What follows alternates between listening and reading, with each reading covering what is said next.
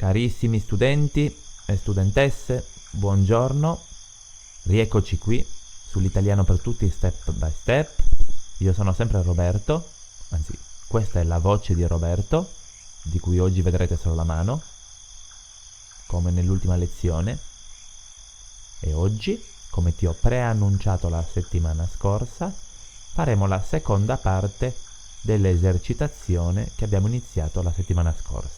In questa seconda parte impareremo a scrivere le parole.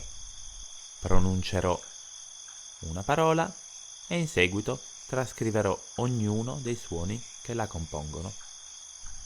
Iniziamo. La prima parola di oggi è abbastanza semplice da trascrivere. Si tratta della parola troglodita. Troglodita. Per scriverla abbiamo bisogno del suono T, R, O, G, che è formato dalla G quando è seguita da A, O, U o da una consonante. In questo caso è seguita dalla consonante L. Trogl, O, D, I, T, A. Troglodita. La prossima parola, lavagna. Come si scrive questa parola? Lavagna. Iniziamo con il suono L. In seguito abbiamo il suono A, la, V. Andiamo a cercare il suono V. Poi abbiamo bisogno del suono A, lavagn. Il suono gn è formato dall'unione di consonanti G, N. E per finire il suono A, lavagna. Quando abbiamo sete, beviamo un bicchiere d'acqua. Acqua. Come si scrive questa parola? A.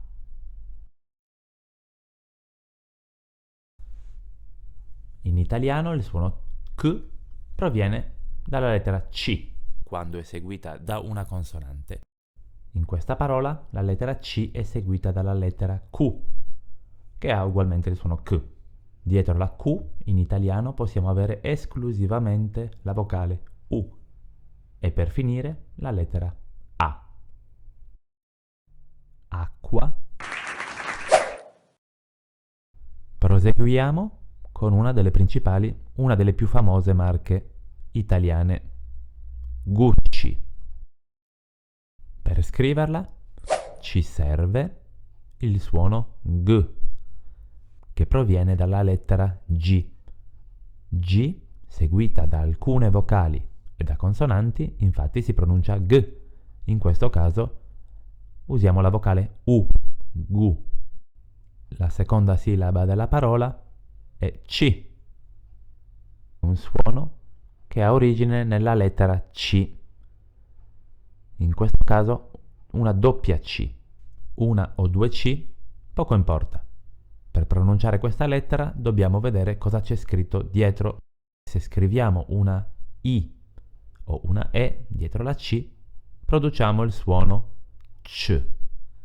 In questo caso, per scrivere la parola Gucci, ovviamente abbiamo bisogno della lettera I, quindi Gucci. Andiamo avanti. La prossima parola è conoscere. Come si trascrive? Abbiamo ancora una volta il suono K, quindi la lettera C. La lettera C produce il suono K quando è seguita da alcune vocali, in questo caso dalla vocale O. Quindi co, n, la n, o. Ora abbiamo bisogno del suono SCE, formato dall'unione di consonanti SC e dalla vocale E. Conoscer, la R, per finire la E.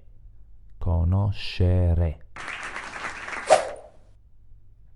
La pronuncia italiana sembra complessa, ma una volta che conosciamo i 26 suoni che la compongono, è facilissimo trascrivere ogni parola che ascoltiamo, perché a ogni suono che sentiamo corrisponde un modo di trascriverlo. Continuiamo con una parola che sembra difficile, è la parola pescheria. Iniziamo ovviamente con il suono P, quindi la lettera P, P, E, S, PES, la S, davanti ad una consonante si pronuncia con il suono duro. Quindi andiamo a cercare la consonante C, perché abbiamo bisogno del suono K, pesc. Il suono K proviene dalla C quando è seguita da una consonante. Quindi dietro la C andiamo a scrivere un'altra consonante che è la H. Pesc. SCH formano il suono SK. Dietro la H andiamo a cercare il suono E, pesche, R, I, A. Esattamente, pescheria. Non era difficile. Arriviamo all'ultima parola di cui ci occupiamo oggi. Si tratta di scogli. Scogli.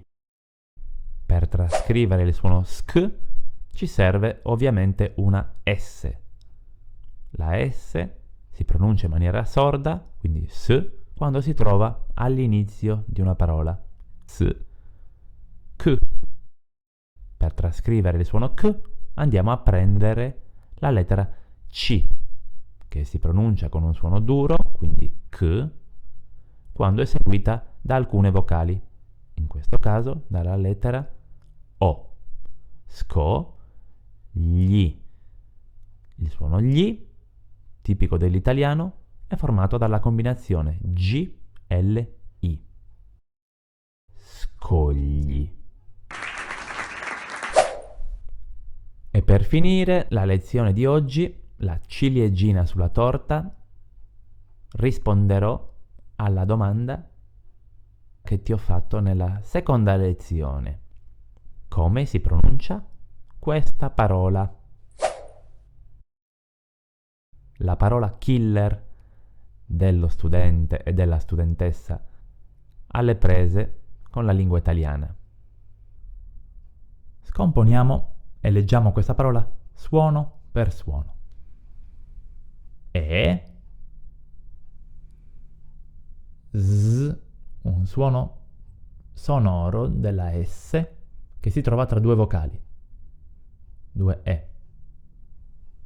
Eser, suono debole della C perché è seguita dalla I, quindi eserci.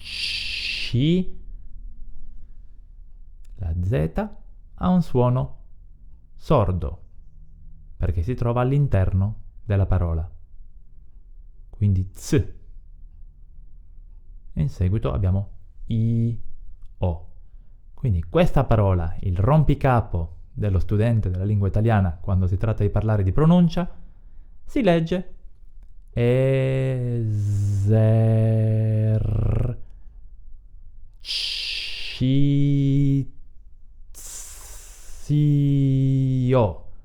Esercizio.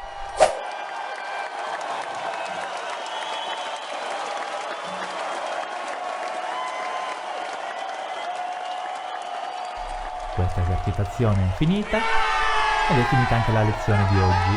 Faremo tante altre esercitazioni di questo tipo perché per mia esperienza personale sono importantissime per rivedere e consolidare le nozioni acquisite. Se vuoi continuare a lavorare sulla pronuncia di queste lettere, ti scrivo una serie di parole che potrai leggere nel tuo tempo libero. Continua ad allenarti, a praticare, a leggere parole. Se hai ancora qualche dubbio, puoi rivedere le lezioni precedenti. Ci rivediamo tra una settimana per un'altra lezione. L'ultima, te lo prometto, in cui parleremo di fonetica. Ti ringrazio per l'attenzione e ti auguro una bellissima settimana.